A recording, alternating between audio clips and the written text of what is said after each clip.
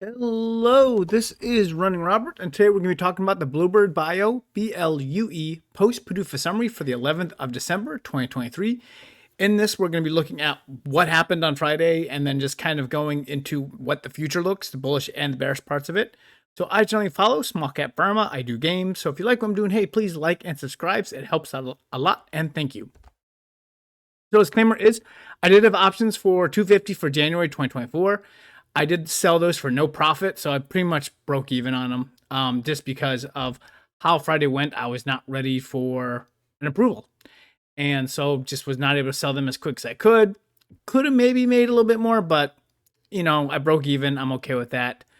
I did buy some $3 puts for the 15th of December for 40 cents. We'll see how those go. I'm pretty much looking at an offering. I'm an amateur investor, and any advice given should be followed up in our due diligence, and any information is valid for today, the 11th of December, and the slideshow will not be updated, but as we get new news, new slideshow.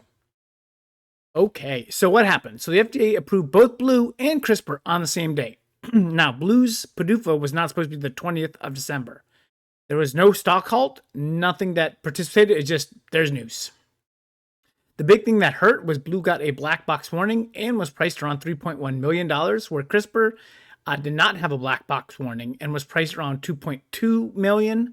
Blue also did not receive a rare pediatric disease priority review voucher, which was pre-sold for $103 million. So it was overall a very bad day for Blue with all of this coming out. Looking at the drugs themselves, so the ICER, Institute for Clinical and Economic Review grades, gave Blue a better grade than CRISPR. Blue did have a longer and larger trial than CRISPR. However, the data was good on both, so I really can't look at that and say that Blue had longer data, Blue had more data. The other data was just as good. It is nothing that you can really poke in between. So they said that it should cost between 1.35 and 2.05 million, and of course, Blue came in well above it, 3.1. The other one, 2.2. It's closer. So they said there's around 20K patients. And for this, we're going to look at like the beta thalassemia patients. So out of a population of 1,500, they've had 16. Blue has already set up pretty much the drug movement, and they're looking for the first quarter 2024. Pretty much the beta thalassemia drug that set up the sickle cell. So they also have good inroads with the sickle cell community. So all might not be lost, but we're not sure. CRISPR did not mention any start date. They, I think, have 7 to 10. I think Blue has 20 at the moment, or 27. It's a good bit more. So Blue is definitely ahead just because of the pre-approval that they had. So what's next? So without a voucher, the company had $227 million at the end of the third quarter, 2023. And then we're going to subtract $74 million from that. We'll show you where I got that number the next slide. And so the company will have about $153 million to start. Unless something significant changes, I don't believe the company will make any significant scales in the first quarter of 2024. So we're looking at a $60 to $75 million net loss. So pretty big. Based on how their treatment processes go, they don't necessarily get paid as the drug is sold. They get it a little bit later. So again, I don't think we will see any sales for first quarter. We might, but we'll see. The company will be on track for operating expenses to be around $320 million to $400 million for 2024. That's $80 to $100 million per quarter. Last quarter, they had $86 million of operating expenses. So we're kind of using that number. This number could be lower, but even if we put it in the $200 to $300 million range, it's still a lot of cash. We'll have to see how the R&D budget goes. And that's really what it is. That's $40 million at the moment, where they really are just doing extension trials and safety trials. But we'll be able to get a little bit more probably in the next quarter for that. Almost all of Blue's cash raises have been large equity offering and look like they will need another one to get out of 2024. And this is really why I bought my puts. Obviously, it's a lot of money, and they just burn cash. And I've said this before in the past, until this company gets their cash burn under control, it's not going to make much of a difference. Their cash burn is still going to be terrible. So, do we invest? So before, in my pre-PDUFA summary, I said investment might be good because a lot of stuff just looks good for it. Like overall, I think if they're competitive and no black box warning, you're in good shape. That changed a lot. So $86 million in expenses and $12 million in revenues. That's pretty much where I got that minus 74 million in the third quarter. I do expect the same in the fourth.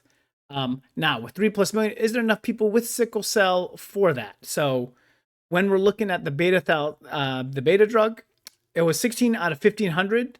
So when you do the math, that's a little more than 1%. If we times that by the 20,000 people for sickle cell, that gives me about 213 people. There is rounding in this, so don't go with exact math, please.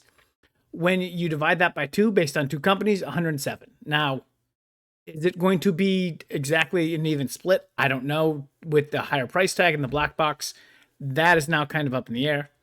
Now, of course, the 16 people is after 3 quarters, so 107 at that 3.1, which we're just using at the moment, would be revenues of 331 million. So if they get that cash burn in place, or they get that cash burn kind of reined in, 331 is good. If it all works out, we're not sure. Now that price might, and it really should get reduced, but we also have to look at cash burn and if the company can reduce it enough for all of this to make sense. Again, if you can get your cash burn down to 200 to 300 and you can get very close to that in revenues, you might be in good shape, but you're still probably going to be short 100 million, 150 million for the next year. So the summary of this, of course, days like Friday give me a headache. It was not expected. It was sooner than expected. And, the black box warning when CRISPR's drug did not get any major warning is sus, for sure. So questions for the future is, how much is the black box warning going to hurt? How much will the price difference hurt? And will they lower the price? And can the company survive in the long run? And I think the answer to that is yes, but we're going to have to see the new cash burn for 2024. And we're going to have to see how quickly those sales can get going. So we will most likely not see anything until about the second half of 2024 to get a full picture of those results.